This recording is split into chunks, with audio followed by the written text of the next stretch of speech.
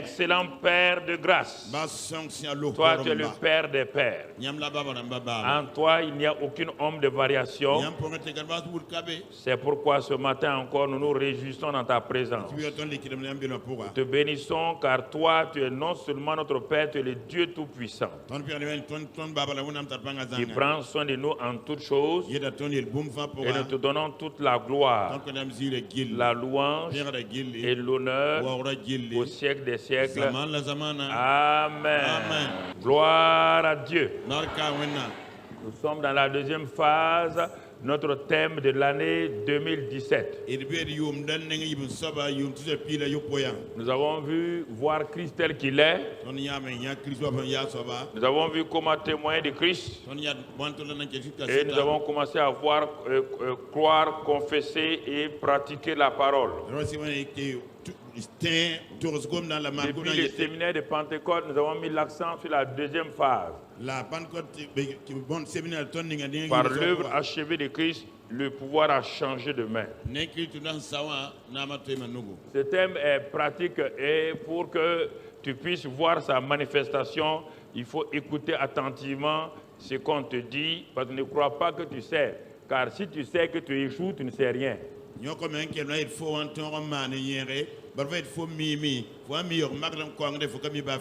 Et la semaine dernière, nous avons donné les trois grappes de raisin par 3, donc les 9 éléments que nous allons voir par la grâce de Dieu dans cette deuxième partie jusqu'en décembre. Nous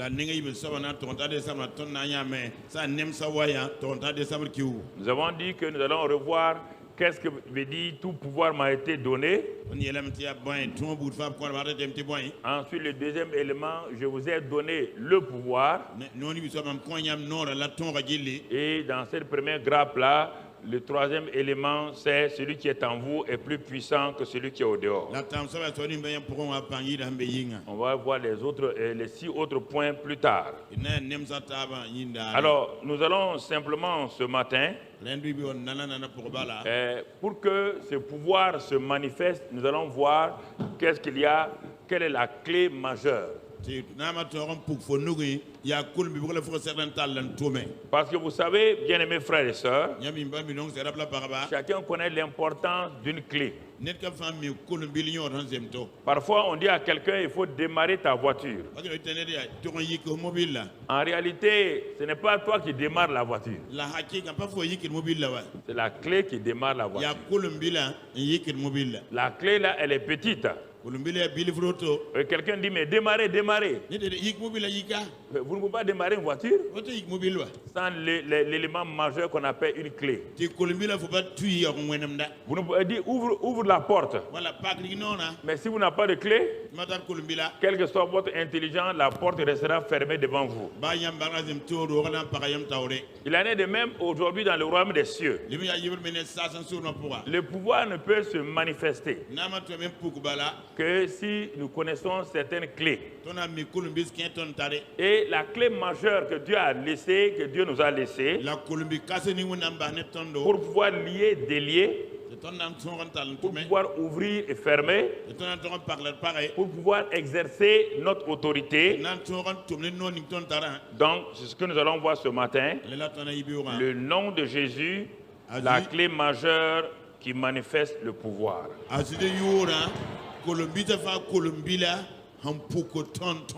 Le nom de Jésus, la clé majeure qui manifeste le pouvoir. Voici donc notre titre ce matin. Et c'est important que nous puissions comprendre cette parole-là, qu'est-ce que cela veut dire. Alors, bien-aimés frères et sœurs, il y a beaucoup de choses que les gens pensent savoir, que les gens pensent connaître. Mais quand tu regardes attentivement la vie des uns et des autres, tu te rends compte que les gens sont à l'église.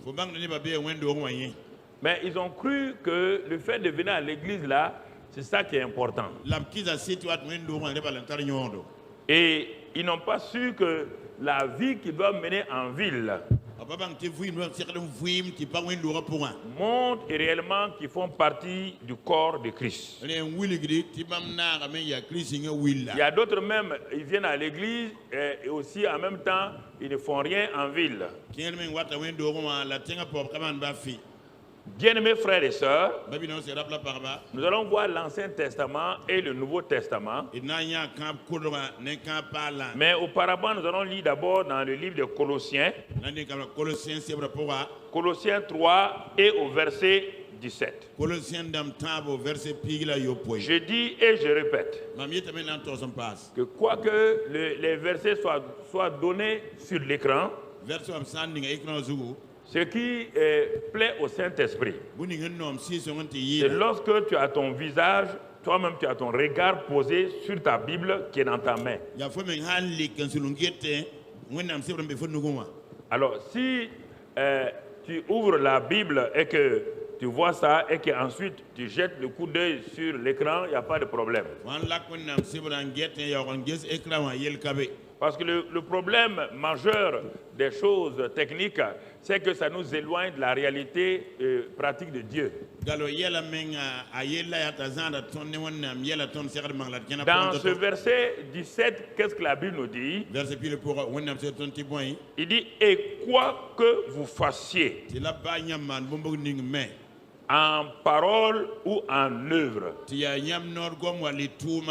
ou en acte, faites tout au nom du Seigneur Jésus. On n'a pas dit dites le nom du Seigneur Jésus. On n'a pas dit dire au nom du Seigneur Jésus. On dit de faire tout au nom du Seigneur Jésus en rendant par lui des actions de grâce à Dieu le Père. Alors, si tu médites ta parole, tu as l'habitude d'ouvrir la Bible toi-même. Si tu n'as pas l'habitude d'ouvrir la Bible, c'est difficile pour toi. Tu peux venir à l'église le dimanche, mais tu ne comprendras pas. Parce que si c'est de dimanche en dimanche que tu viens suivre les versets, c'est sûr et certain, mon ami, que tu ne vas pas aller loin dans ta vie chrétienne.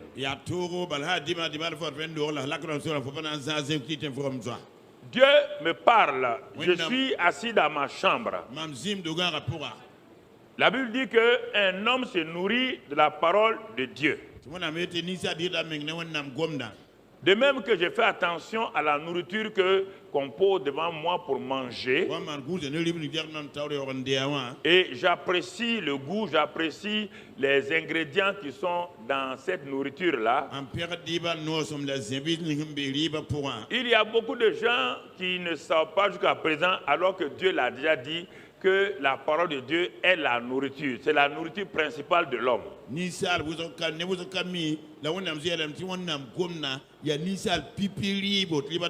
même que dans chaque repas, il y a plusieurs ingrédients. Il y a eu la préparation du repas avec consécration de la femme ou de celle qui prépare. Et quand toi tu veux manger cela, tu regardes bien et tu prends tout ton temps, ton plaisir pour savourer ce repas. Et sans être un spécialiste, tu sais bien qu'à la fin, quand tu as fini de manger, la force que tu avais perdue, la force revient automatiquement.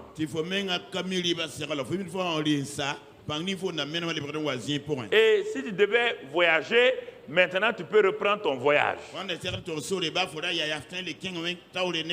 Quand le grand prophète Élie était découragé, fuyant la présence de Jézabel, il est arrivé dans un endroit précis où il était fatigué, épuisé, il avait faim. Ces trois éléments réunis, il a dit, c'en est assez, il est préférable que je meure, car je ne vaux pas mieux que mes pères. Voici un homme qui a opéré. Le voilà couché, découragé. Il faut que tu apprennes certaines choses. Dieu a envoyé un ange qui est venu lui donner la nourriture. Mais cette nourriture-là, quand tu regardes bien, et c'est une composition de certains éléments dont on n'a pas le temps aujourd'hui de te développer. Dès que Élie a mangé cette nourriture angélique envoyée par Dieu le Père, la Bible nous montre que cette nourriture-là, regardez, elle a permis à Élie de marcher 40 jours pour arriver au mont Horeb.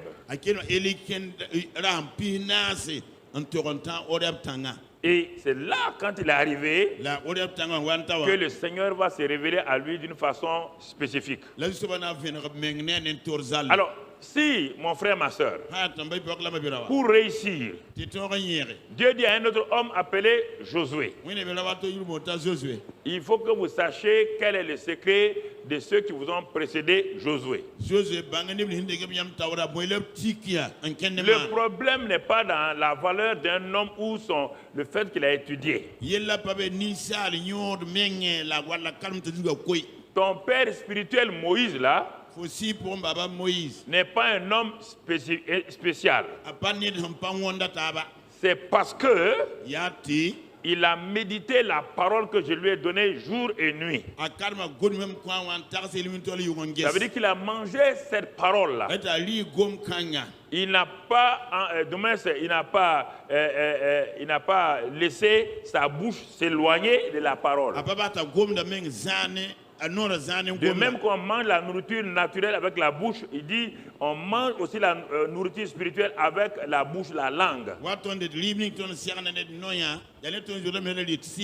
Et c'est cette nourriture que tu manges là qui produit la vie ou la mort. Il dit Josué, il n'y a pas d'autre secret. C'est de manger la parole, de la méditer régulièrement, de la mettre en pratique. Et tu verras que le succès là n'est pas quelque chose d'extraordinaire. Elle est liée simplement à ma parole. Alors, bien aimés frères et sœurs, pourquoi je dis tout cela? C'est pour saisir votre pensée. Parce que ce monde moderne se trompe et vous êtes beaucoup trompés et vous utilisez votre téléphone plus que votre Bible. Le temps que vous passez avec votre téléphone est parfois 2 ou 3 fois supérieur au temps que vous passez avec votre Bible. Et c'est ça qui dit de faire votre malheur. Frères et sœurs, pourquoi? Satan n'est pas un idiot. Il est très rusé. Il met dans vos mains des choses qui perdent votre temps. Et on utilise le téléphone quand on a fini de méditer, quand on a tout fini. Maintenant, si tu as des choses à communiquer à quelqu'un, tu peux communiquer cela. Regarde. Si tu avais une Bible, le Nouveau Testament de Gédéon, tu as des poches pour mettre tes cellulaires. Si ce petit Nouveau Testament de Gédéon là, bleu là, si aussi l'autre poche avait ça là, tu serais un homme équilibré. Mais la plupart du temps, tu as 2 ou 3 téléphones, tu n'as même pas un Nouveau Testament dans ton sac ou quelque part. Réfléchis toi-même. C'est ça le problème aujourd'hui des chrétiens modernes. Si toi, mon frère, tu vas dire que maintenant, tu vas dire que toi, tu as mis la Bible dans le téléphone. Je t'ai dit, quand tu mets la Bible dans le téléphone, tu réduis, que tu le veux ou pas, tu réduis la Bible à un simple message de ton camarade. Il y a des choses que vous ne comprenez pas. Vous croyez que vous êtes intelligent. Quand tu mets la Bible dans le cellulaire ou dans la table, à la rigueur, si tu veux étudier à la maison, d'accord. Mais au moment où tu étudies, toi tu es à l'église, au moment où on donne les versets, tu es sur ton téléphone. En même temps, tu as mis ça sur silencieux. Mais ça n'empêche pas les messages de venir. Et quand les messages viennent là, tu es automatiquement... C'est-à-dire que tu as ramené le message de Dieu au niveau des messages de choses. Dieu ne te prend pas au sérieux parce que tu ne prends pas au sérieux sa parole. Mon frère, ma soeur, il y a des choses qu'on peut prêcher pendant des années. Ça ne fait pas un effet dans la vie des gens. Ils ne comprennent pas. Dieu nous dit ici, et quoi que vous fassiez, je me suis arrêté, j'ai regardé. Je paie chaque parole. J'ai mon étude personnelle avant de venir vous exposer la parole. Si je ne me nourris pas, je ne peux pas te nourrir. Écoutez, frères et sœurs, parce que le salut n'est pas un acquis. Je veux que vous compreniez, le salut n'est pas un acquis. Jusqu'au le jour où tu es mort, où tu ouvres tes yeux, Jésus dit, bon et fidèle serviteur, là c'est un acquis. Jusqu'à 1 minute ta mort, ce n'est pas un acquis. Ce n'est pas un acquis. Arrêtez de vous appuyer sur le nombre d'années que vous avez fait à l'église. Le nombre d'années d'un morceau de bois dans l'eau ne fait pas de lui un caïman. Mon frère, ma soeur, j'insiste pour réveiller votre esprit. L'homme aime s'endormir rapidement. Il dit, quoi que vous fassiez, le Seigneur m'arrête. Ah Seigneur, que veux-tu me dire? Il dit, quoi que vous fassiez, en parole ou en œuvre. Ah non, Seigneur, moi je croyais que tu parlais de la prière. Ah non, il me dit, relis. Et quoi que vous fassiez, en parole ou en œuvre, faites tout au nom de Jésus-Christ. Ah, je m'arrête. Quelque chose ne va pas dans ma vie? Ah non. Seigneur, je relis encore. Mais est-ce que le mot est le mot? Est-ce que tu veux dire ce que tu as écrit? Il a dit, mais je fais que dire ce que j'ai écrit.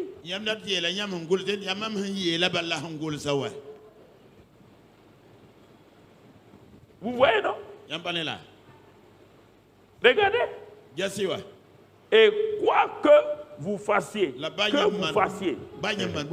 en parole ou en œuvre, faites tout au nom de Jésus-Christ.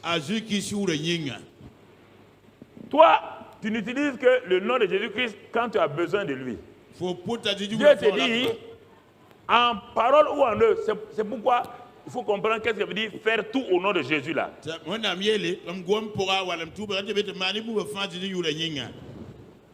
Faites tout au nom de Jésus-Christ. Et par lui, en rendant grâce à Dieu le Père. Je veux que vous-même, il y a des choses que je ne veux pas digérer pour vous. Je veux que toi-même, j'attire ton attention sur ça pour que tu vois. Et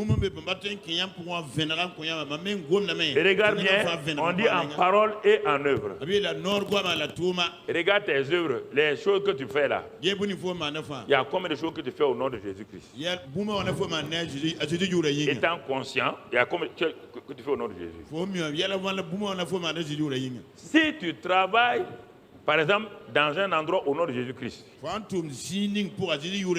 quel que soit le problème que tu as, quelle que soit la maltraitance de ton patron, tu vas faire le travail là, tu es en train de travailler au nom de Jésus-Christ. Est-ce que je me fais comprendre? Ok, je prends pour les travailleurs. Un travailleur ne dit pas, parce que le patron m'a fait ça, le patron m'a fait ça, je ne fais plus mon travail, ou je ne fais plus ça, je ne veux plus comme ça. Non. Si tu es chrétien, chrétienne, tout ce que tu fais, mon frère, il y a des choses que les gens font et ils ne se rendent pas compte. Tu ne le fais pas parce que tu veux qu'on te voie. Dès le moment où tu es engagé avec le Christ, pour l'œuvre de Dieu, tu dois tout faire au nom de Christ Jésus. Ça veut dire quoi? Tu dois tout faire pour que les gens qui te voient faire là ne puissent pas t'accuser un jour que tu as fait telle chose là parce que tu veux le faire.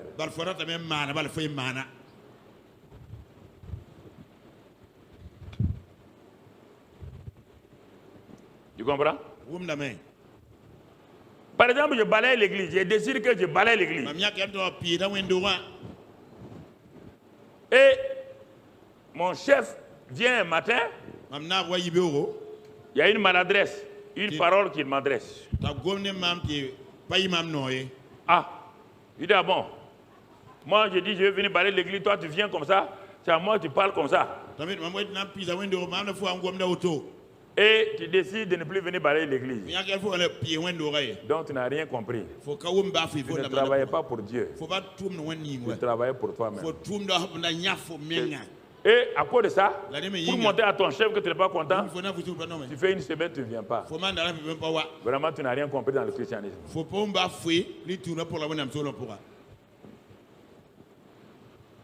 On ne pose pas des actes parce qu'on me respecte ou on ne me respecte pas. Je fais l'œuvre de Dieu parce que je fais tout pour Jésus-Christ. Je n'attends pas que le pasteur principal me félicite pour faire l'œuvre de Dieu. Tout acte que je pose est pour Jésus-Christ en premier lieu. Que les gens me félicitent ou pas, ce n'est pas mon problème. Je fais tout pour Jésus-Christ. Et quand j'arrête de faire ce que je dois faire pour Jésus-Christ là, je le rends triste. Il me dit, ah bon? Ah, je croyais que tu faisais ça pour moi, je ne savais pas que tu faisais ça pour qu'on te voie. Ou bien qu'on t'applaudisse. Ah, comme on t'applaudit plus, tu ne fais rien. Ah, je croyais que c'était pour moi. Je croyais que tu m'aimais et que pour mes enfants là, tu viens nettoyer les chaises. Parce que ce sont mes enfants, ce sont tes frères. Et tu viens nettoyer les chaises là pour que, montrer que tu aimes mon corps. Puisque ceux-ci-là font partie de mon corps. Donc, si tu essuies les chaises là, c'est pour moi. C'est pour mon corps. C'est pour mon corps. Et à cause de ça, formidable. Mais si en essuyant la chaise, il vient te manquer de respect, tu ne essuies plus la chaise là, ça veut dire que tu n'as rien compris. Tu n'as rien compris. Jésus dit, ah bon, je croyais que c'était pour mon corps que tu travaillais. Tout ce que vous faites, en parole ou en œuvre, faites tout au nom de Jésus-Christ. Pas pour quelqu'un. Tout pour Jésus-Christ. C'est pourquoi il y a des gens que vous allez voir au ciel qui ont une grande place plus que les pasteurs. Par la Bible dit, sois fidèle dans les petites choses. Sois fidèle dans les petites choses. Sois fidèle dans les petites choses. Et le Seigneur t'en confiera des grands. Tu ne peux pas recevoir la chose de demain si tu n'as pas été fidèle dans ce qui est là aujourd'hui. Ça ne marche pas avec Dieu comme ça. Tu ne peux pas recevoir 1000 francs demain si tu n'as pas été fidèle dans les 100 francs d'aujourd'hui. C'est concernant la parole de Dieu. Donc, sois fidèle aujourd'hui. C'est ta fidélité d'aujourd'hui qui va déterminer ta destinée de demain. Toute parole et tout acte que tu poses aujourd'hui est une semence pour l'arbre de destinée de demain. L'arbre de destinée de demain se manifestera parce que tu as semé la graine de la destinée aujourd'hui. Si la graine de destinée n'est pas semée aujourd'hui, il n'y aura pas d'arbre de destinée pour toi demain. Comprenez ces choses-là, frères et sœurs. Asseyez-vous et regardez quoi que vous fassiez. Oh Seigneur, c'est terrible. Hein? Mais là, mais je n'ai pas fait beaucoup de choses au nom de Jésus. Ah Seigneur, c'est terrible. Il n'y a que la prière. Il n'y a que quand je chasse les démons. Quand je veux quelque chose chez toi, c'est au nom de Jésus. Mais pas du tout. Mais le reste là, c'est moi qui l'ai fait. Je vais aller au marché, c'est moi qui l'ai fait. Ça veut dire faire tout au nom de Jésus. Ça veut dire quoi?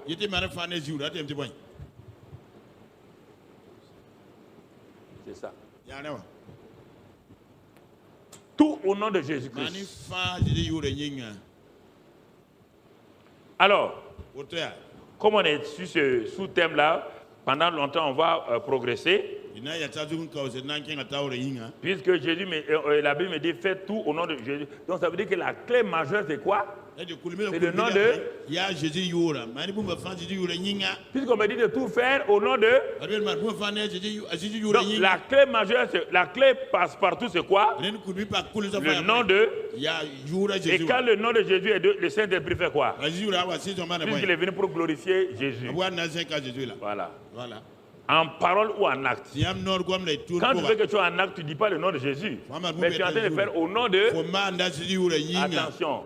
On n'a pas de répéter au nom de Jésus. Non, non, non. Tu es en train de faire tout au nom de... Pour la gloire de... On n'a pas dit de dire au nom de Jésus. Au nom de Jésus. Non. En parole, tu le dis. Mais quand c'est d'un acte là, tu n'as pas à le dire. Tu le fais seulement. Mais dans ton cœur, tu sais que tu es en train de faire au nom de Jésus. Très important. Regardons maintenant pourquoi le nom, pourquoi ce nom de faire tout au nom de Jésus. Pourquoi Dieu est-il si étroit pour dire que de faire tout au nom de Jésus?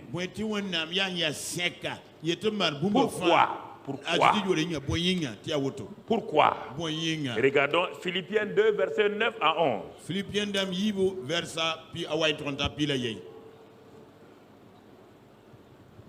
Bon, avant d'arriver là-bas, on va aller dans l'Ancien Testament d'abord. Vous laissez Philippiens 2, on va revenir. Pour te donner un exemple dans l'Ancien Testament, on va lire quelque chose dans Exode 4, mais je vais t'expliquer avant qu'on aille. Moïse a échoué. Maintenant, Dieu interpelle Moïse après 40 ans dans le désert. Moïse vient et Dieu lui parle au buisson ardent. Ça, c'est la relation entre Dieu et Moïse. C'est comme si on pouvait dire que c'est la nouvelle naissance de Moïse. C'est la conversion de Moïse. Il reste dans la présence. Dieu enlève l'ancien Moïse. Le Moïse peureux. Le Moïse meurtrier. Sa vieille nature. Dieu enlève tout ça. Et quand il a enlevé, Dieu, la présence du Saint-Esprit, par le feu là, purifie totalement Moïse. C'est en ce moment que Dieu va lui demander qu'après ça maintenant, il doit travailler pour lui. Et même là encore, pour travailler pour lui, Moïse n'était pas très sûr. Il n'a pas une assurance dans son cœur. Parce que c'est dit, mais comment un homme qui a échoué à 40 ans peut-il réussir 40 ans après? Si à 40 ans je n'ai pas réussi, ce n'est pas à 80 ans que je vais réussir. Et c'est là que tu vas voir quelque chose. Dans Exode 4, là, Dieu va lui parler maintenant, Dieu va lui poser une question. Verset 1, on va lire à partir du verset 1. Exode 4, verset 1. Et Moïse répond, et voici, ils ne me croiront point, ils n'écouteront point ma voix. Il dit ça de son peuple. Il dit, Dieu dit de partir. Il dit non, non, ils ne vont pas me croire. Ils vont me dire que l'Éternel n'était point apparu. Ah, et voilà ce qu'il dit. Hein. Voici l'hésitation de beaucoup d'entre vous. Dieu dit, il faut aller. Il dit, je t'ai purifié. Par l'œuvre achevée de Christ à la croix, je t'ai Donc ton vieil homme est crucifié. Par le baptême du Saint-Esprit, tu as été rempli. Tu es revêtu de la puissance du Saint-Esprit. Il faut aller. Mais tu hésites encore, tu dis, mais on ne me croira pas. Moi, je ne suis qu'une femme. Moi, je ne suis qu'un élève. Moi, je ne suis qu'une étudiante. Moi, je suis un alphabète. Et tu as tous les arguments. Moïse avait tous les arguments. Dieu n'a pas dit à Moïse d'aller avec des armes qu'il a lui-même il a fabriquées. Dieu avait dit à Moïse quand il va aller, lui-même il sera avec lui. Dieu ne vous dira jamais de faire quelque chose sans sa présence avec vous et en vous. Jamais. Mais la plupart d'entre vous, vous voulez faire des choses sans Dieu. Le fait d'être chrétien ne vous donne pas le droit de faire des projets sans Dieu, ne vous donne pas le droit de faire du travail sans Dieu, de faire des choses sans Dieu. Ça ne vous donne aucun droit. Vous avez été racheté, vous appartenez à quelqu'un. Il doit avoir son mot dans votre vie, dans chaque aspect de votre vie.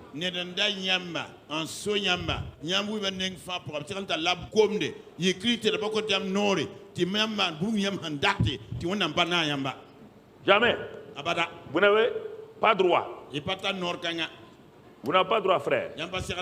Il faut que vous compreniez ça. Dieu ne vous a pas sauvé pour que vous fassiez ce que vous voulez. Il vous a sauvé pour que vous fassiez ce que lui, il veut. Si vous comprenez ça, vous serez heureux. Vous comprenez? Je me suis passé parce que je ne m'appartiens pas à moi. Il m'a fait l'honneur de pouvoir le servir. Il n'y a pas besoin de regarder ce que je peux faire pour avoir l'argent.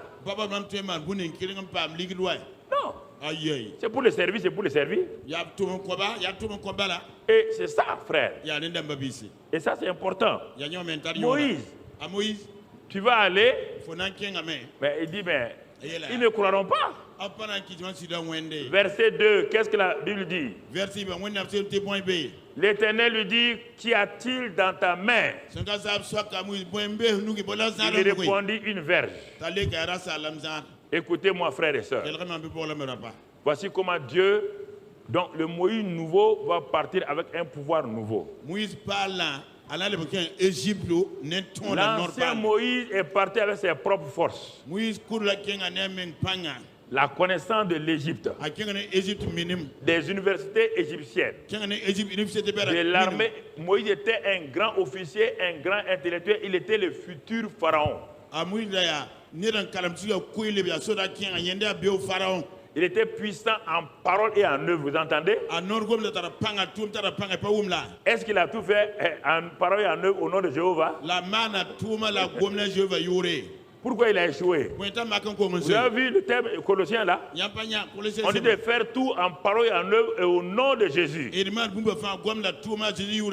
il était appelé par Dieu. Il est parti faire au nom de quoi? Des paroles et des œuvres de qui? De l'Égypte.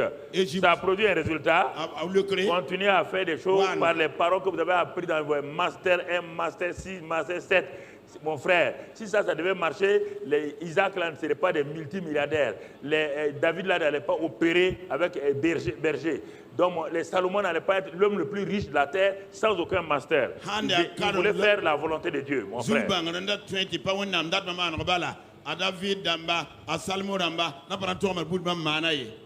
C'est pourquoi, frère, il est important. Dieu dit, mais c'est humiliant. Pour un homme de cet acabit-là, humiliant pour un officier général. On dit, qu'as-tu dans la main? Il dit, c'est mon bâton. Ce bâton-là, dès que je suis venu dans le désert, là, j'ai vu un arbre. Et comme mon beau-père a dit de conduire ses moutons, j'ai coupé une branche là, sur laquelle je m'appuie. Quand je suis fatigué, c'est avec laquelle je conduis mes troupeaux. Dieu dit, très bien. viens, tu ne connais pas Moïse, tu ne sais pas qui je suis, tu ne sais pas quel genre de Dieu tu as affaire. Et souvent c'est ça le problème des chrétiens. Vous ne savez pas à quel Dieu vous avez affaire. Vous avez un petit Dieu dans votre pensée. Vous êtes intelligent plus que le Dieu qui vous a créé. Vous êtes plus intelligent par le Dieu qui vous a sauvé. Vous pensez qu'il ne connaît pas le commerce. Vous pensez qu'il ne connaît pas les mathématiques.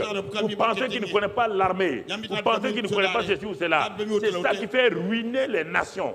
Parce qu'ils prennent des décisions. Vous croyez qu'il ne connaît pas la médecine. Qui a créé le corps? Entre le créateur et le médecin, qui est plus grand? C'est le créateur. Donc vous voyez toutes ces choses-là. Et c'est ça qui fait votre ruine.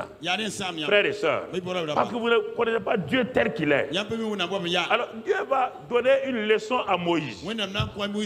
Il dit, ce que tu as dans ta main là, Moïse, quand moi je vais envoyer quelqu'un dans une mission, je lui donne un pouvoir. Ce que tu as dans ta main là, c'est l'arme la plus puissante. L'arme la plus puissante. Moïse dit, non, c'est mon bâton. Dieu dit, tout ce que Dieu a créé, je peux transformer ça en puissance.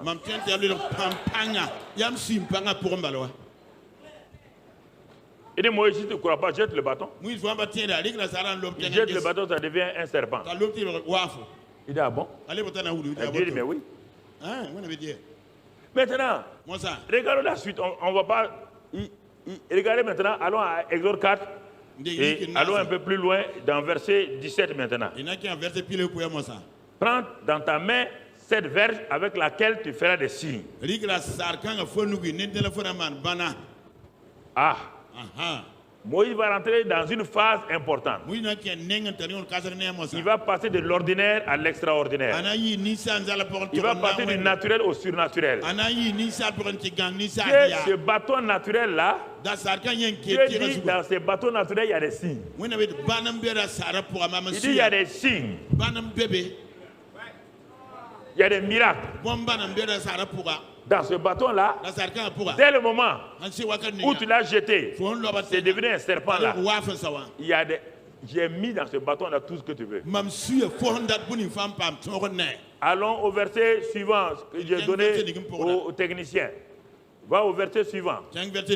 Mon frère, Moïse prit sa femme et ses fils et les filles montées sur des ânes et retourna dans le pays d'Égypte. Il prit dans sa main la verge de qui maintenant? La verge devient la verge de qui? Alors quand il y a la verge de Dieu dans votre main, la verge de Dieu est plus puissante que n'importe quelle bombe. La verge de Dieu est plus puissante que n'importe quelle arme. Mon frère, ma soeur, tu pars du naturel au surnaturel. C'est ça qu'on va voir tout à l'heure avec le nom de Jésus. Regardez, c'est si simple. Mon frère, c'est si simple. La suite du verset, il prit dans sa main, l'Éternel dit à Moïse, en partant pour retourner en Égypte, il dit, vois, regardez, il dit, vois, regarde ta main, vois tous les prodiges que je mets en ta... Et tu les feras devant qui? Ah non. Quand Moïse partait, il ne savait pas qu'il y avait 12 grands miracles dans sa main. Oui ou non? Le bâton là, il y avait 12 grands miracles, signes et produits dans sa main. Quand il est arrivé devant Pharaon, il a jeté son bâton. Les gens de Pharaon, magiciens de Pharaon ont fait la même chose. Il dit ça, on va aller, ça c'est entraînement. Il a frappé l'eau, c'est devenu du sang. Les magiciens ont frappé. Moïse a dit, c'est le deuxième degré simplement. On va continuer. Il a continué. Quand il est arrivé à la création maintenant, il a dit à la poussière, frappez. La poussière doit être pour. Quand les magiciens ont frappé, rien. Ils ont dit, le bâton là, c'est le doigt de Dieu. Voilà. Tu entends? C'est les magiciens qui sont allés dire à Pharaon, l'homme là, le bâton qu'il a là, c'est le doigt de qui?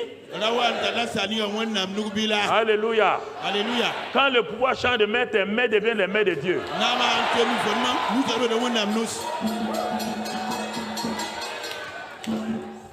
Mais c'est ça que tu ne comprends pas. On te dit la verge de Moïse. Après on dit la verge de Dieu. Donc, de façon équationnelle, la verge de Dieu est égale à la verge de Moïse. Donc la verge de Dieu et la verge de Moïse, c'est la même chose. Et plus tard, vers de Moïse, vers de Dieu, plus tard, celui qui a opéré avec ça, c'est Aaron. On dit maintenant la verge d'Aaron. Est-ce que ça a baissé de puissance? Est-ce que quand Dieu parlait à Moïse, est-ce qu'Aaron était encore là? Il était en train de venir, oui ou non? Alors mon frère, ma soeur, c'est ça. Ayez confiance en Dieu. Ayez confiance en Dieu. Pourquoi vous allez être des gens ordinaires? Vous êtes nés de l'extraordinaire pour être ordinaire. Je ne comprends pas ça. Ah. Quelqu'un, son père est roi, il peut naître esclave. Je ne sais pas. Dans votre tradition, c'est comme ça. Vous, les enfants du roi, sont des esclaves. Ils sont des quoi? Les frères.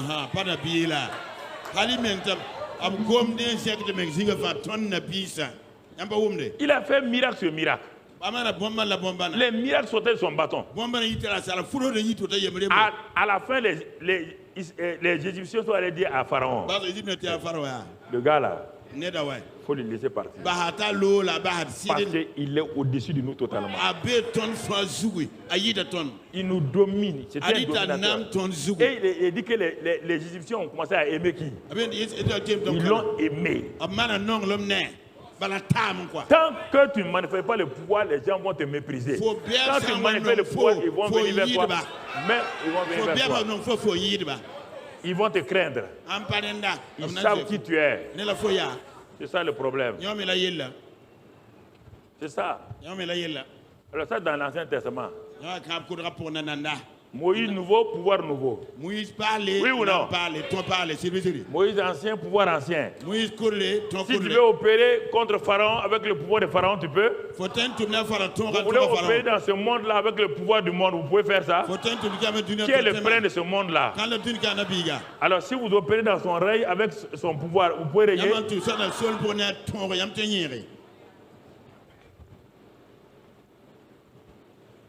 Mon ami, si tu es commerçant, il y a un marketing divin.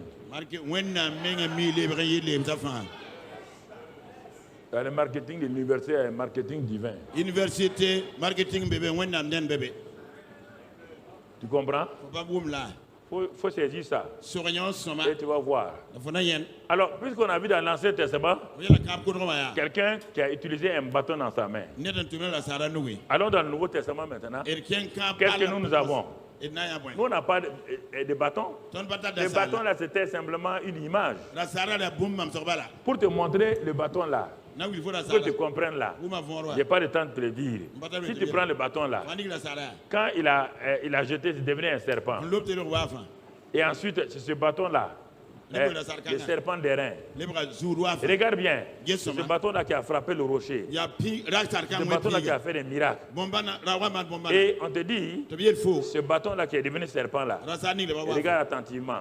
C'était le symbole de qui? De Christ. Non. Puisque Jésus va devenir quoi? Il va devenir quoi? Le serpent, c'est le symbole de quoi? Du péché. Oui, mais c'est qui sera frappé? Qui va devenir péché? C'est pourquoi, même quand il est devenu péché là, il a avalé tous les péchés. Écoute-moi. Oh, écoute-moi, c'est pas fini. Quand le bâton de Moïse est jeté comme serpent, il a avalé tous les autres serpents. C'est ça. Quand Jésus est devenu péché, il a avalé tous les péchés du monde.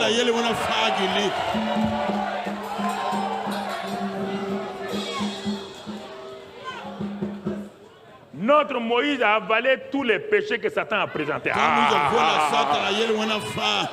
Il a pris tous les... Tout.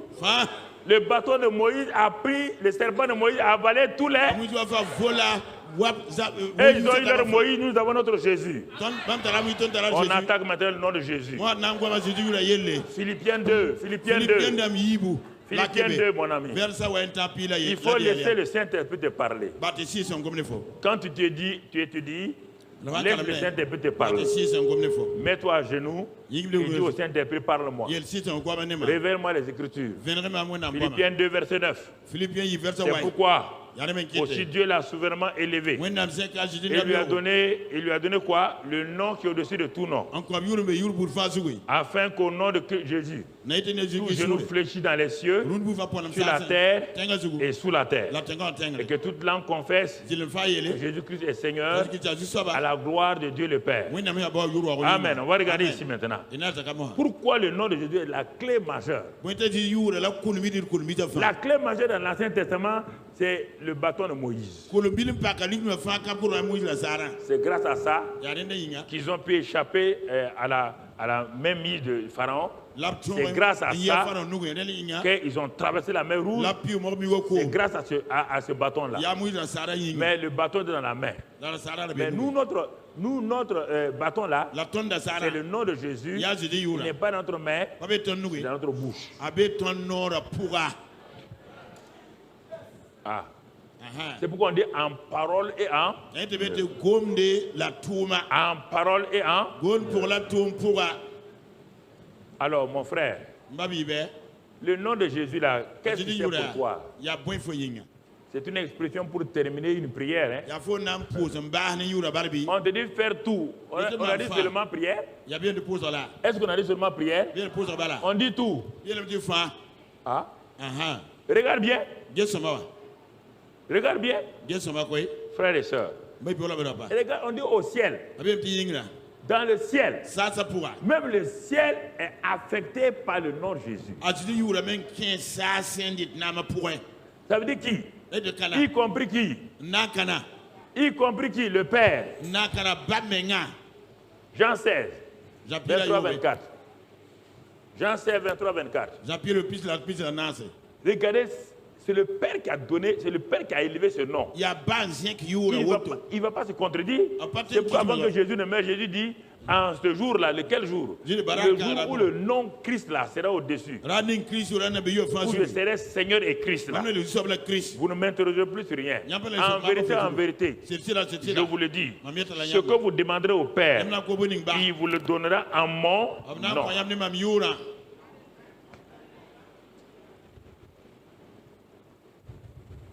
Oui, c'est parce que vous faites trop de prières en dehors des règles. C'est ça qui ne marche pas. On va faire prier, non. On te montre comment il faut avoir le succès. Toi, tu vas de l'autre côté. Parce que tu entends des gens faire beaucoup de bruit. Non. Jésus te déclare que tout ce que vous demanderez au Père, ce qui oblige le Père à vous répondre, c'est votre besoin. Ok. Ah bon. Si vous savez ça, pourquoi vous pleurez? C'est parce que vous êtes en danger? Hein? Ah, vous ne parlez pas fort, parce que c'est ça qu'on vous ment en ville, là, parce que toi tu as un problème, Dieu va avoir pitié. Dieu n'a pas pitié s'il n'y a pas le nom de Jésus. Raconter des histoires que les philosophes et les anthropologues et les gens ont racontées en ville, dans les universités là. Vous ne voyez pas des milliers de gens mourir bizarrement? Des chrétiens.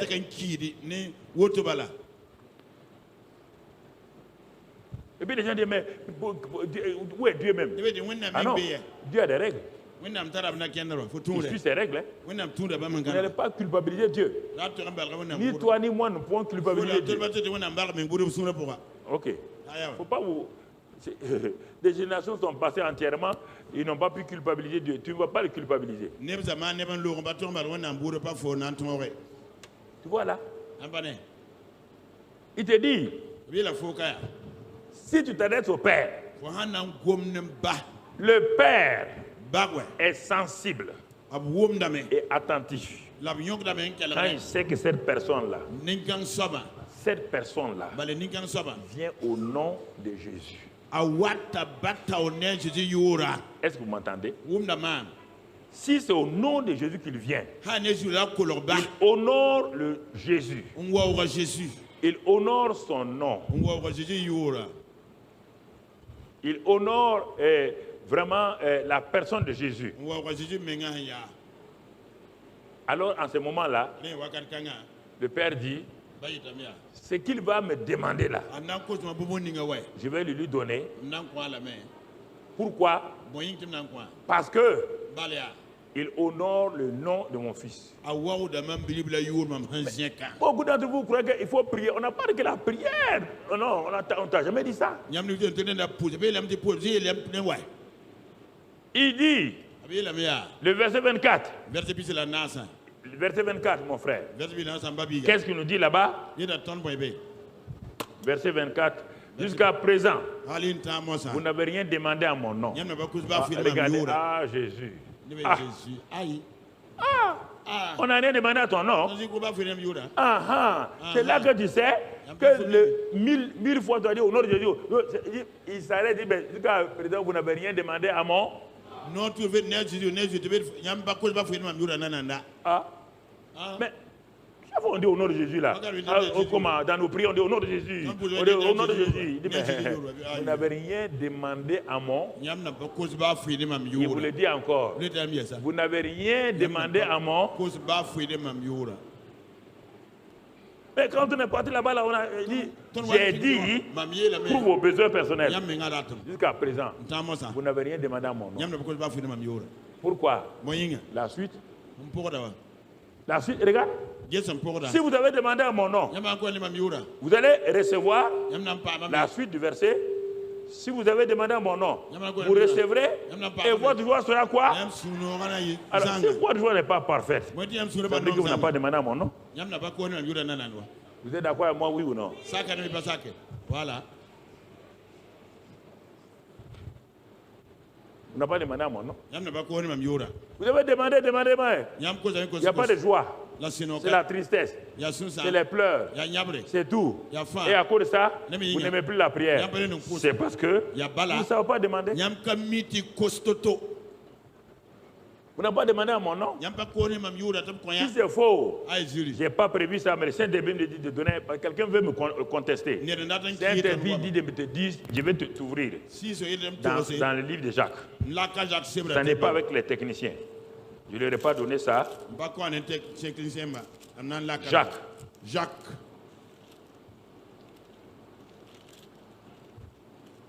Qu'est-ce qu'il est écrit là-bas? Chapitre 4. Jacques chapitre 9. D'où viennent les luttes? D'où viennent les querelles parmi vous? N'est-ce pas de vos passions qui combattent dans vos membres? Vous convoitez, écoutez très bien. Vous convoitez et vous ne possédez pas. On te dit de demander et de recevoir. Mais le mot qui est utilisé ici, ce n'est pas demander ni recevoir. On dit vous convoitez. Et vous ne possédez pas. On n'a pas de recevoir. Par la convoitise possède. Demandez, on reçoit. La convoitise veut posséder. La convoitise, on veut posséder la place de quelqu'un. On veut prendre la place de quelqu'un. Mais demander et recevoir, ça me regarde moi-même. Le Père est content de donner à son fils quelque chose. Mais si tu convoites le mari de quelqu'un, tu veux posséder le mari de la personne. Tu as beau demander au Père, c'est pas au nom de Jésus. Tu ne peux pas demander le mari de quelqu'un au nom de Jésus. Ça ne marchera pas. Vous convoitez et vous ne possédez pas. Parce que chaque fois que je prêche, il y a des gens qui s'opposent, ils veulent me contredire. Ils ont des passages. Et le Saint-Esprit me montre, je vous dis ça. Faites attention. Hein. Vous êtes meurtrier et envieux. Et vous ne pouvez pas obtenir. Donc, quand vous dites que vous allez prier là, arrêtez votre prière, c'est quoi? Envie et meurtre. Et conclusion, vous ne pouvez pas obtenir. Tout ça, ce n'est pas la prière. Prière, on dit demander, recevoir par le Père et au nom de Jésus. Ici, on utilise convoitise, on utilise Ensuite, possession. On utilise meurtrier, envieux. Et vous ne pouvez pas obtenir. Vous avez des querelles et des luttes. Et vous ne possédez pas parce que vous ne demandez pas. Maintenant, il va commencer à expliquer. Pourquoi vous ne possédez pas? Parce que vous ne demandez pas. Vous convoitez. Et ensuite, il dit maintenant, il va expliquer ce que Jésus a dit. Vous demandez et vous ne recevez pas. Il vient au terme de Jésus. Mais maintenant, de façon négative. Jésus dit, demandez et vous recevrez. Lui nous dit ici, parce que lui, il était là quand Jésus disait ça. Mais il a vu beaucoup de chrétiens qui ne gagnent pas. Donc, il s'est dit, quelque chose ne va pas. Il a cherché les causes. Quand il les a trouvées, il a fait son épître. Vous demandez et vous ne recevez pas. Parce que, bien que vous demandez là, vous demandez mal. Donc, vous voyez la prière là, elle est assez complexe. Hein? Vous demandez mal. Dans le but de satisfaire non pas vos besoins, vos passions. Vos passions. Donc, passion est différente de besoin.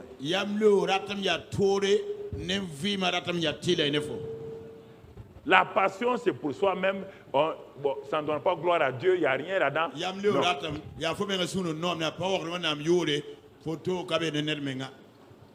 Et Dieu appelle ça quoi? Adultère que vous êtes. Lis la suite. C'est pas à moi. Tu évites ces épîtres-là. Il ne faut pas éviter. Il ne faut pas éviter. Il faut les lire pour t'éclairer. Il ne faut pas éviter. Si je ne les lisais pas, le Saint-Esprit n'allait pas me donner ça pour ajouter tout de suite. Si je refusais de lire ces passages-là, le Saint-Esprit n'allait pas me donner ça pour vous donner. Et toi, tu n'as jamais lu ça. Tu évites ces passages-là. Tu peux éviter le Saint-Esprit.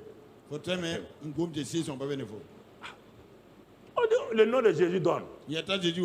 Toi, tu pries. Au nom de Jésus, ça ne donne rien. Tu n'as pas vu les filles de Séba qui ont prié au nom de Jésus? Ils ont quitté la scène avec des blessures.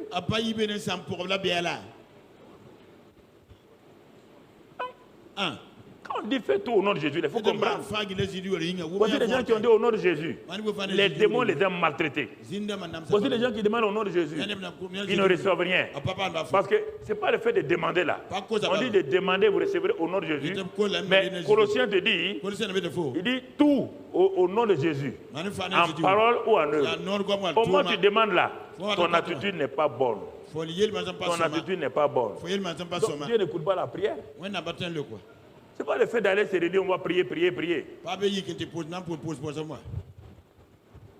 Par la prière, dévoile ton caractère et ta nature. Celui qui ne veut pas changer ne prie pas. Je vous assure, hein, tous ceux qui refusent de prier, ils ne veulent pas changer. Tu ne peux pas prier. Les 10 jours que les disciples ont mis là, 10 jours, ça a révélé leur vie. Ça a montré que la vie de Pierre était une vie égoïste. Que la vie de Jean et de Jacques était une vie égoïste. Ils ont commencé à se repentir les uns avec les autres. Nous, on avait envoyé notre mère parce qu'on convoitait. C'est pourquoi Jésus a dit non, il ne donne pas. Moi, Pierre, je voulais dominer. Je voulais être le chef. C'est pourquoi j'ai eu des problèmes. Chacun a commencé à confesser. Les 10 jours de prière là. Maintenant, le 10e jour, ils étaient tous ensemble, d'un seul cœur. Et le Saint-Esprit est descendu, selon le psaume 133, qu'il est bon pour des frères et des sœurs de demeurer ensemble. C'est là, quand leurs cœurs sont confondus, quand les cœurs sont confondus, c'est là-bas que le Saint-Esprit descend.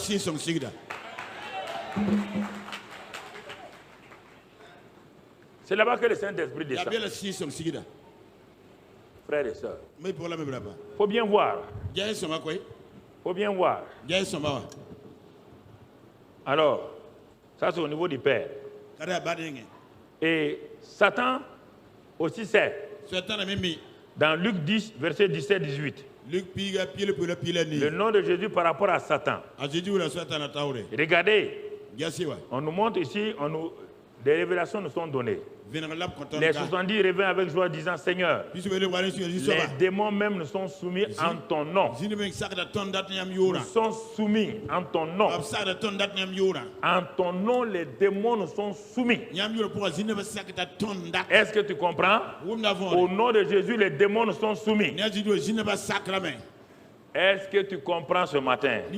J'ai dit qu'au nom de Jésus, les démons nous sont soumis.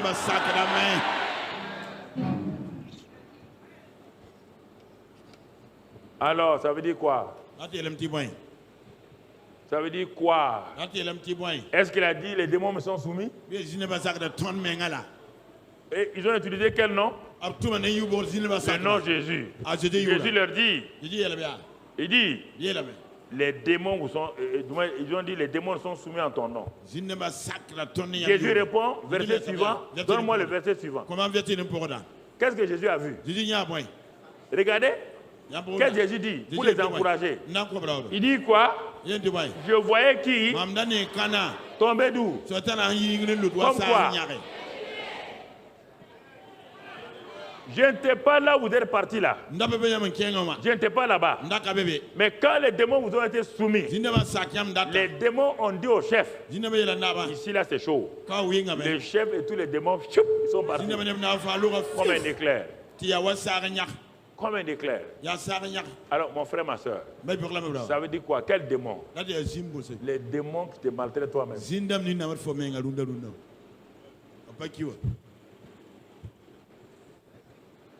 Les démons te sont, y compris tes propres. Tes propres quoi? Tes propres démons te sont. Démons de quoi? Adultère. Démons de quoi? Alcool. Démons de quoi? Mensonge. Démons de quoi? L'escroquerie.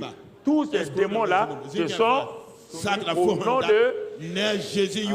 C'est pourquoi tu n'aimes pas la prière. Si tu viens à la prière, tu seras obligé de prier pour toi-même.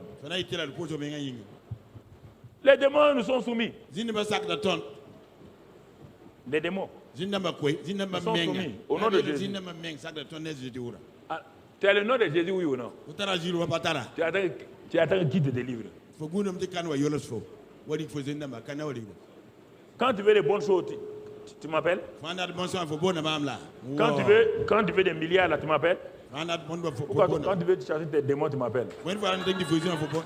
Chasse tes propres démons. Dans une famille, chacun a le nom de famille. Chacun utilise le nom de famille en sa faveur. Oui ou non? Donc, utilisez ça. Ah oui. Chacun utilise. Tu comprends?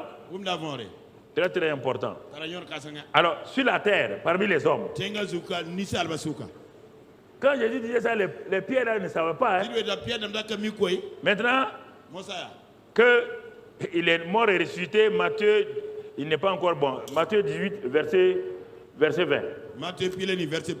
Il n'est pas encore mort. Matthieu 18, verset 20. Regardons. Il dit, car là où 2 ou 3 sont assemblés en mon nom, Jésus au...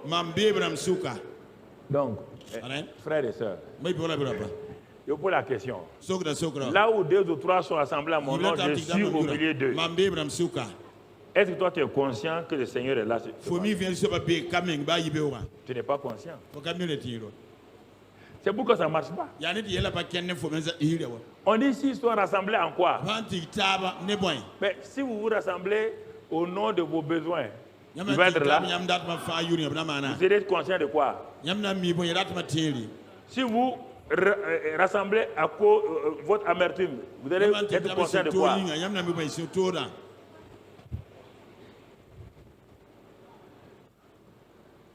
Un homme, une femme qui est conscient que là où les chrétiens se réunissent au nom de Jésus, il est au milieu d'eux.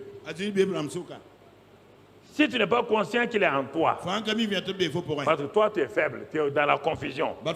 Viens au milieu de tes frères, ceux qui sont conscients là, quand tu t'assois à côté d'eux là, quand tu vas voir, quand ils prient là, comme tu seras encouragé. Ma soeur, mais toi tu n'as pas de problème. Oui, il y a un problème, mais je suis conscient que Jésus est là. Donc c'est comme ça, oui. Mais j'ai des problèmes, hein. Donc, tu ne regardes pas tes problèmes, non. Il a dit que là où 2 ou 3, il est au milieu de nous. Donc, il est là. Je lui parle à Jésus. Tu es son membre de son corps, je suis membre de son corps. Parlons à Jésus. Il a dit qu'il est au milieu de nous. C'est tout ça. Les pouvoirs ne peuvent pas être manifestés tant qu'il n'y a pas tout ça. Acte 4, verset 12. Pierre fait la déclaration, il dit sous le ciel. Sous le ciel. Pierre, tu es fort, hein? Il dit oui. J'ai expérimenté le nom de Jésus. J'ai trahi Jésus parce que je ne connaissais pas le nom là. Il dit il n'y a de salut en aucun autre. Car il n'y a sous le ciel aucun autre nom qui ait été donné parmi les hommes par lequel nous devons être sauvés.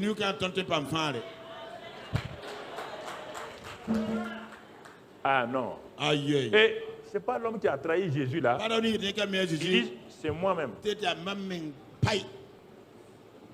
C'est pas le traître là, il dit c'est moi-même. Et tu parles comme ça? Je parle comme ça. Ah bon? Qu'est-ce qui t'a donné ce courage là? Qu'est-ce qui t'a donné ce courage là? Vous-même vous l'avez dit? Vous avez dit qui m'a donné le pouvoir? Le verset qui suit là, on peut voir déjà. Verset qui suit. Regarde ce qu'ils disent. Lorsqu'il vit l'assurance de Pierre et des gens, il fut étonné, sachant que c'était des hommes du peuple sans instruction. Des gens sans instruction. Mais quelle était la marque de Pierre et de Jean? Ils les reconnurent pour avoir été avec qui? Non seulement ils ont été avec Jésus, maintenant ils ont le nom de... Ils ont été avec Jésus. Maintenant, ils ont le nom de... Acte 3. C'est ça. Cette partie, c'est une conclusion, mais acte 3.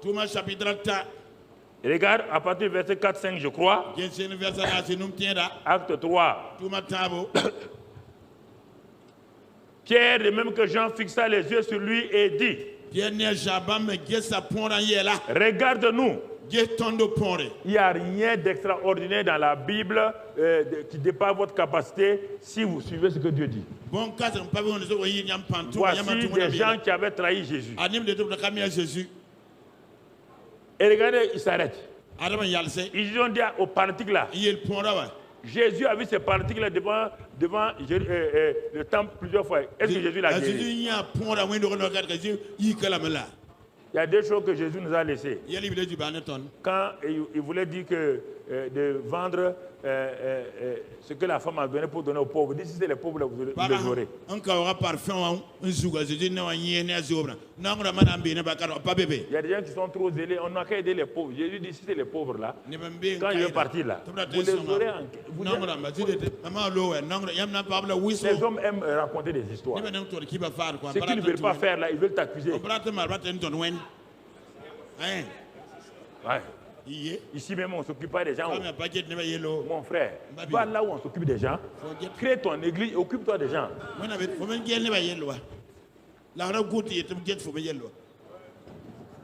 Jésus a laissé ce malade là. Il l'a laissé. Il est parti à Bethesda. Il a guéri combien?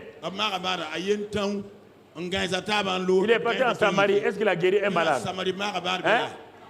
Mais quand Philippe est rentré, il a guéri combien? Des milliers, oui ou non? Si tu veux, il te laisse ça. Il dit, vous allez faire.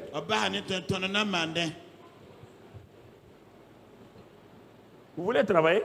Il y a du travail. Ne cherchez pas des arguments. Hein?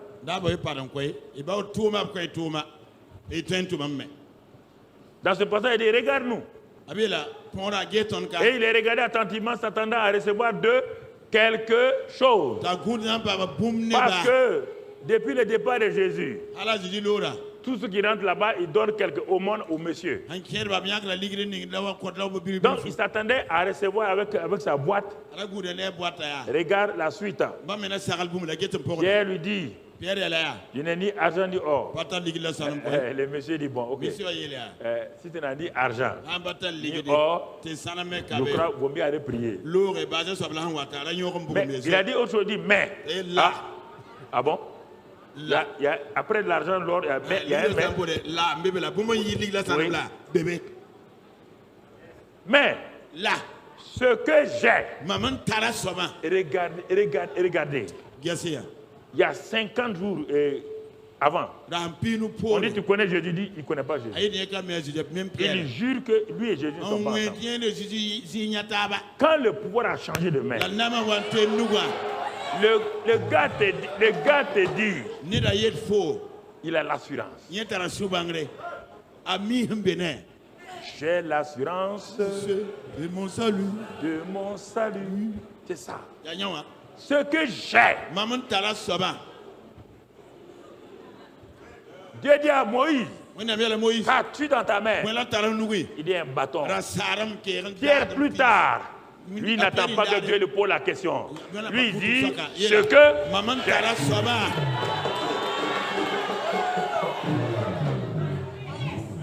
comprenez? Il y a pouvoir et pouvoir. Moïse doutait, mais Pierre avait l'assurance. Ce que j'ai, en ce temps, la main de Pierre est vide. Mais que j'ai dit, quand le pouvoir change de main, les mains deviennent les mains de... Et les gars, ce que j'ai, je te le donne. Par moi-même? Non. Au nom de Jésus. Lève-toi et marche. Ce que j'ai. Faites tout au nom de Jésus. Faites tout au nom de Jésus. Faites tout au nom de Jésus. Faites tout au nom de Jésus. Au nom de Jésus. Mon frère, ma soeur. Simplement. Faites tout au nom de Jésus. Lève-toi et marche. Tu dis, sors de ta position. Sors de ta défaite. C'est-à-dire qu'au nom de Jésus, si tu es assis dans la défaite, il dit, lève-toi. Lève-toi et marche. Non. Il te dit non, il faut arrêter ça. Tout ce qui est paralysé en toi, tout ce qui est courbé en toi, tout ce qui est déformé en toi, quand tu dis au nom de Jésus, lève-toi et marche.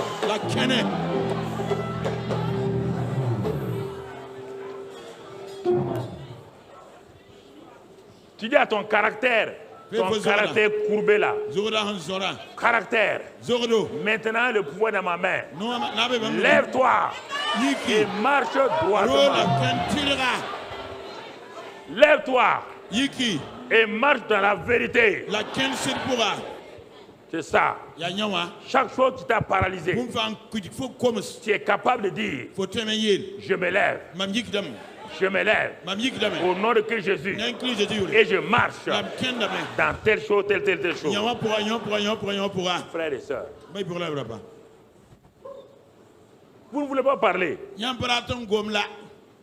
n'est pas des mangues qui tombent sur les gens. C'est votre bouche qui fait tomber les mangues sur vous.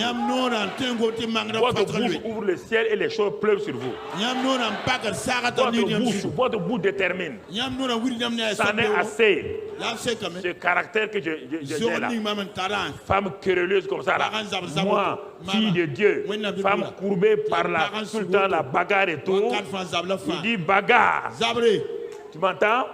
Ce que j'ai, le nom de Christ Jésus, bagarre, je te laisse ici. Je me lève et je marche dans la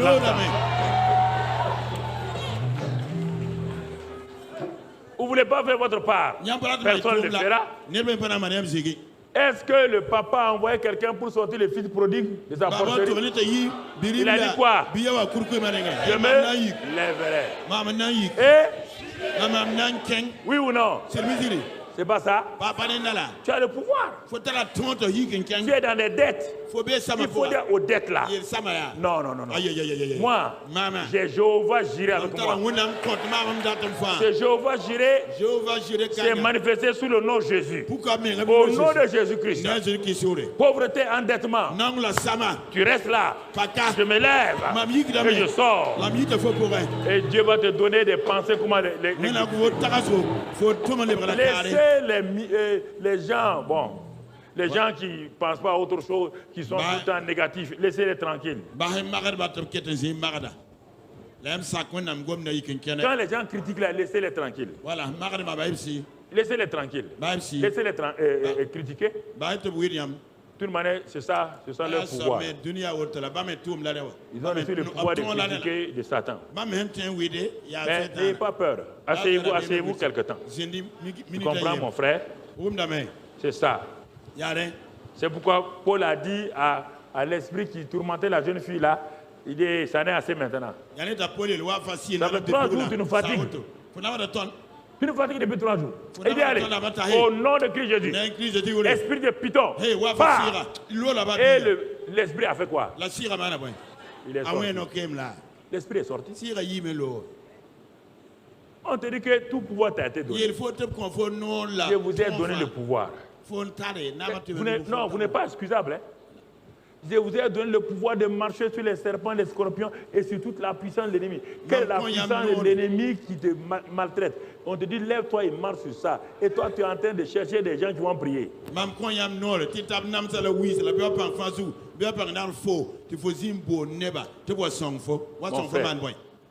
Regardez ce que même les gens ont commencé à découvrir. Acte 4. Acte 4, verset 5. Les gens ont commencé à découvrir quoi? Acte 4, verset 5. Ils ont découvert quoi? Ceux qui regardaient les pierres, le lendemain, les chefs du peuple, les anciens et les scribes, s'assemblèrent à Jérusalem avec Anne, le souverain sacrificateur. Caïphe, Jean, Alexandre. Et tous ceux qui étaient de la race des principaux sacrificateurs. C'est pour faire quoi? Verset 7. Il fut placé au milieu de Pierre et Jean. Ah non. Dans la cour du souverain sacrificateur, Pierre était assis loin. Il a régné Jésus. Maintenant, qu'est-ce que Pierre va faire? Il est au milieu du Sanhédrin. Ah, Pierre a problème, hein? Devant une petite fille, il a dit non. Il était loin, il a dit non. Maintenant, il est au milieu du Sanhédrin. Ceux qui ont le pouvoir sur sa vie. S'il lève le doigt, on va le lapider, il va mourir. Et il pose la question à Pierre. Il demande à Pierre, par quel pouvoir ou au nom de qui avez-vous fait cela? Ça veut dire que les chefs religieux ont fait quoi? Ont mis à égalité non et regardez. Ils ont mis quoi? Au nom, par quel pouvoir ou au nom de qui? Donc ça veut dire que non est égal à quoi? Ça veut dire qu'il vient de dire à Pierre qu'il a un pouvoir dans ça. Et même ils reconnaissent. Ce qui s'est passé là, s'il n'y a pas un pouvoir, et tout pouvoir a un nom. Et ils veulent entendre que c'est au nom de Jéhovah. Mais qu'est-ce que Pierre dit? Il n'a pas dit Jéhovah. Le nom, donne le nom. Ils ont dit quel nom? Quel nom? Regarde le nom. Alors Pierre, rempli du... Quand on est rempli du Saint-Esprit, on a peur. Et vous dire que vous êtes rempli du Saint-Esprit, vous priez en langue et vous avez peur. Vous avez peur d'aller témoigner. Vous avez peur de gagner des gens. Ce n'est pas vrai. Vous n'êtes pas rempli. Non, pas rempli. Parler en langue, c'est être rempli. Il y a 4 mots. Saint-Esprit est descendu. Saint-Esprit a rempli. Saint-Esprit conduit. Revêtu la puissance. Beaucoup de gens sont remplis de revêtus de la puissance. Rares de chrétiens sont remplis revêtus de la puissance. C'est la puissance qui a fait que Jésus est parti. Quand il était revêtu de la puissance du Saint-Esprit, sa renommée s'est répandue. Pas quand il était rempli. Quand le Saint-Esprit est descendu, il a entendu la voix du Père. Quand le Saint-Esprit vient, le Saint-Esprit révèle la voix du Père. Tu es mon fils. Romains 8, 16. Saint-Esprit témoigne à votre esprit que vous êtes enfant de Dieu. Ça, c'est la première chose. Tu ne peux rien faire, tu n'as pas de pouvoir. Tu n'as pas de pouvoir. Tu n'es que fils. C'est pourquoi pendant il est resté comme ça. Maintenant, le Saint-Esprit l'a rempli. Et le Saint-Esprit le conduit. C'est pour faire quoi? Il va rencontrer Satan. C'est ça. Ce sont les gens remplis du Saint-Esprit, conduits par le Saint-Esprit, qui rencontrent Satan sur leur chemin. Et maintenant, quelle est l'arme qu'il va utiliser? La parole. La parole. Il va vaincre Satan par la parole quand on est rempli. Regarde maintenant, verset 14. Maintenant, il est revêtu de la puissance. Sa renommée se répand. Il dit maintenant, il dit quoi? Les aveugles, les sourds. Donc c'est le revêtement qui a fait ça. Ce n'est pas le remplissage, ni être conduit. Ce n'est pas le Saint-Esprit qui descend. Beaucoup d'entre vous parlez en langue, mais vous êtes sans puissance. Et c'est pourquoi vous n'osez pas affronter les gens. Regardez Pierre. Le Sanhédrin le prend rempli du Saint-Esprit. C'est par le revêtement qu'il a fait lever le pouvoir qu'il a fait lever le Parlement. Maintenant, il est rempli. Il dit chef du peuple et ancien d'Israël. Puisque nous sommes interrogés aujourd'hui, c'est un bienfait accordé à un homme malade afin que nous disions comment il a été guéri. Sachez-le tous. Et que tout le peuple d'Israël le sache. Ça, c'est des gens qui savent qui est le Saint-Esprit. C'est par le nom de Jésus de Nazareth. Calmez-vous. Que vous avez crucifié. Vous avez crucifié. Pierre, tu connais Jésus? Non. Tu es avec lui? Non. Mais on t'a vu avec lui. Non. Tu as le langage d'un Galiléen. Non. Maintenant, c'est pas avec une fille. Hein? Ceux qui ont le pouvoir de le tuer. Il est au milieu. Le gars est rempli, revêtu. Il dit, vous avez crucifié Jésus. Mais Dieu l'a ressuscité d'entre les morts. C'est par lui que cet homme se présente en pleine santé devant vous. Mais c'est le même Pierre là, oui. Mais il est maintenant quoi? Rempli et revêtu. Rempli et revêtu. Tu peux avoir le Saint-Esprit, il n'y a rien.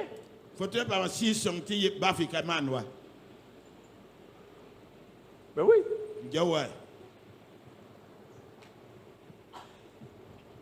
Frère. Je vais revenir sur ces 4 éléments là plus tard, pas aujourd'hui. Et c'est pourquoi il dit maintenant, si vous avez ça là, il dit, à mon nom là, voici les signes. Moïse, avec le bâton, voici les signes. C'est les 10 plaies plus les miracles. Il nous dit à nous, si vous êtes remplis et revêtus, voici les signes. En mon nom, vous chassez les démons, vous attrapez des serpents. Si vous buvez un breuvage mortel, vous chassez les démons, vous imposez les mains aux malades, ils sont guéris. Si Moïse, avec son bâton, est parti à faire ça, et toi tu dis que tu as ça, tu pars, ou bien tu ne peux pas partir, il y a quelqu'un qui ne va pas. Quelqu'un ne va pas. Il faut te repentir. Il faut regarder, ça ne va pas. Ça ne va pas. Il y a un jeune qui est parti à un concert dans une grande salle où il y avait des grandes vedettes. Et la salle était remplie de milliers de jeunes qui venaient pour écouter. On a dit que les gens viennent pour chanter Ce qu'ils ont, lui aussi il est parti, c'était un jeune chrétien. Il a prié le Père pour que le Saint-Esprit révèle le nom de Jésus là-bas. Les grandes vedettes, les stars sont passées, les gens ont acclamé, ils ont, puisqu'ils connaissent leur nom. On l'a appelé lui pour venir. Il est arrivé sur son piano. Oh, les gens causaient. Causaient entre eux. Pourquoi? Son nom n'est pas connu. Quand on disait telle vedette, toute la salle applaudit. Chaque vedette qui venait, féminin ou masculin, les gens applaudissaient. À un moment donné, quand on a dit le nom du jeune homme là, son nom a retenti comme rien. Donc, les gens dans la salle se sont assis, ils causaient, ils riaient, ils causaient entre eux. Le petit a commencé le piano, et quand il a fait quelques touches là, il a simplement dit Jesus. Il a dit Jésus. Il a répété ça 2 fois, Jésus. 3 fois, Jésus. Avant qu'on sache, en un clin d'œil, la salle est devenue silencieuse. Le nom là a commencé à se manifester dans la salle. Quand il a commencé à jouer, les gens étaient saisis. Quand il terminait, il dit bon, dès que j'ai fini, comme il y a d'autres chantres après moi là, il y a une salle qui est derrière là. Tous ceux qui veulent savoir plus sur le nom de Jésus, donc on me trouver là. Mon frère, dès qu'il a quitté, la salle était à moitié vide. Il n'a pas prié. Il croit au nom de Jésus. Il a dit Jésus. Le nom de Jésus. Tu comprends? Une fille a failli être violée. Quand l'homme qui était grand voulait la violer dans un endroit obscur, elle a commencé à dire Jésus. Elle ne pas prier Jésus. Jésus. Avant qu'on sache, cet homme gros, fort là, c'est comme une terreur est venue sur lui. Il a lâché, il a fui. Il a fui. Le nom le plus puissant a été prononcé. Mon frère, ma soeur, il faut savoir utiliser le nom de Jésus dans les tempêtes, dans les barques. Quand on a fait l'accident et on rentrait en brousse vers la Volta Noire, on appelle ça maintenant quoi? Voilà, avant d'arriver au pont de la Volta Noire, le Mouhoun. Quand on rentrait avec mon chauffeur, couper des arbres. Et les véhicules qui étaient derrière nous disent sont morts. L'arbre qui était devant moi, le chauffeur était là. J'ai dit Jésus. La voiture s'est arrêtée. Et on a fait marche arrière pour sortir. Je peux te donner beaucoup d'exemples comme cela. Jésus. Simplement. Ce nom, quand tu le dis, l'atmosphère change. Quand tu le dis avec foi, la situation change. Mais si tu t'amuses avec ce nom-là, si tu n'honores pas ce nom-là, quand tu vas l'appeler, rien ne va se passer et tu vas croire que le nom de Jésus ne marche pas. Donc, je vais m'arrêter là puisqu'on est sur ça, pour que tu comprennes. Fille de Dieu, que tout, tes propres péchés, tu peux les abandonner au nom de Jésus. Si tu décides que j'abandonne ces péchés au nom de Jésus, le nom de Jésus va se manifester.